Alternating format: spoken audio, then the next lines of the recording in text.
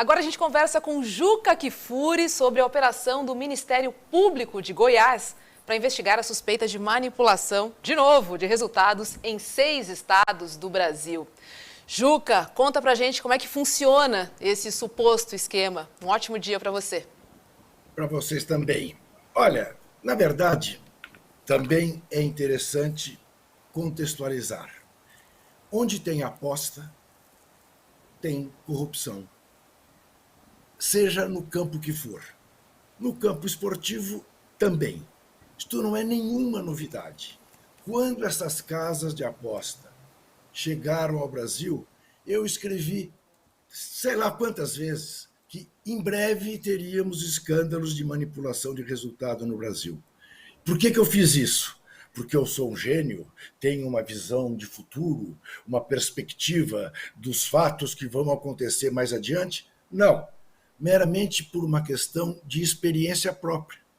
Experiência própria de quem está há mais de 50 anos nessa estrada e que já viu diversos escândalos no esporte por causa das apostas. Vamos lembrar. Assim, um fato que é conhecido no Brasil inteiro.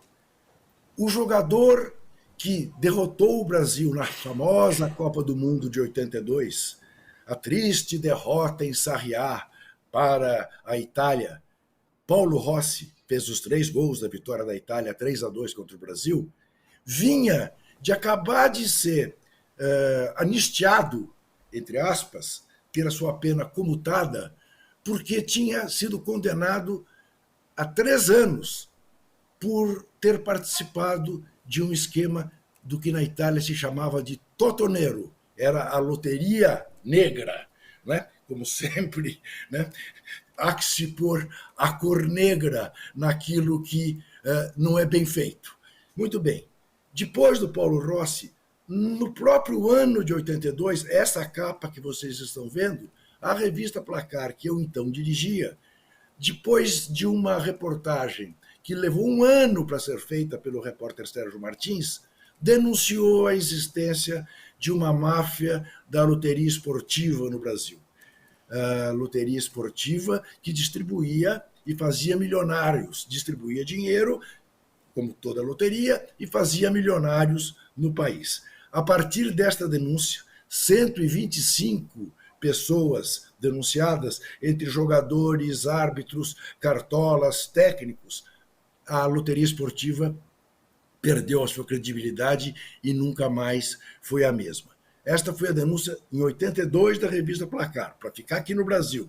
Na Alemanha tinha acontecido ainda antes do caso do Paulo Rossi na Itália, na Alemanha havia acontecido também um escândalo por causa de apostas.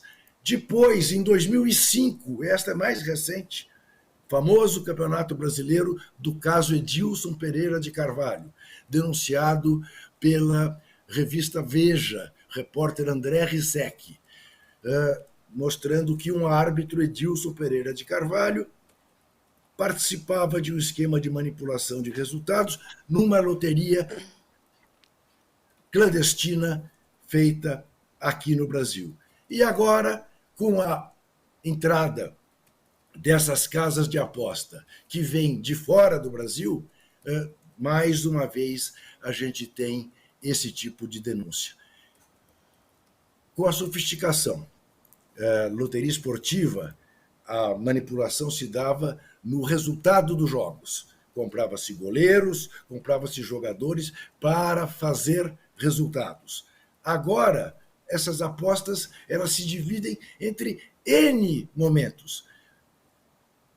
Compra-se um jogador para ele tomar um cartão amarelo. Compra-se jogador para favorecer escanteios, perder pênaltis ou fazer pênaltis. Enfim, são casas de aposta que sequer regulamentadas estão no Brasil, são casas de aposta que não pagam, portanto, impostos pelo que arrecadam, casas de aposta que hoje patrocinam 90% da programação esportiva no país, casas de aposta que estão operando num chamado numa chamada terra de ninguém. É inevitável que isto aconteça. Até agora, a coisa se resumia às divisões inferiores. Série B, Série C, campeonatos estaduais. No momento, o que se suspeita é de manipulação em 6 jogos da Série A do Campeonato Brasileiro do ano passado. Uau. E isto não vai ter fim. Não vai ter fim. Isto vai continuar enquanto apostas houver. A gente sabe, onde há cassino, há a prostituição, há drogas, né? No esporte não é diferente. E não se limita ao futebol. Já houve escândalos no tênis, e isto se espraia, porque a ganância é tamanha e o descontrole, a dificuldade de fiscalização de tal ordem que isto é uma crônica de um crime anunciado, sem a menor sombra de dúvida. E que envolve, inclusive, jogadores, ex-jogadores, que são garotos propaganda desse tipo de casa de aposta, e não apenas jogadores ou ex-jogadores, também jornalistas, que de alguma maneira colaboram com isso ao fazer campanha para essas casas de aposta. Veja, 19 dos 20 clubes brasileiros da primeira divisão têm uma casa de aposta na camisa.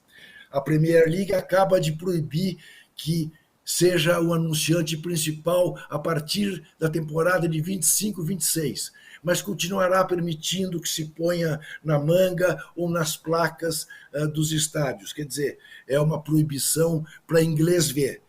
Não tem jeito. Traz dinheiro, traz benefícios para os clubes, mas traz também manipulação de resultado. Lembro de um outro caso, a CPI dos bingos aqui no Brasil, já no governo Lula, quando os bingos foram legalizados no país, não no governo Lula. No governo Lula, eles acabaram proibidos. Levou uma porção de clubes a se endividar, porque havia parceria entre os bingos e os clubes, porque parte do dinheiro dos bingos era revertido para o futebol. São Paulo se endividou com isso, outros clubes se endividaram. No caso do Corinthians, o atual presidente do Corinthians, Duílio Monteiro Alves, era dono de bingo aqui na na Avenida 23 de Maio, quebrou, não pagou os direitos trabalhistas dos seus funcionários. Enfim, resumo, onde tem jogatina, tem corrupção. O futebol brasileiro está sendo vítima disso.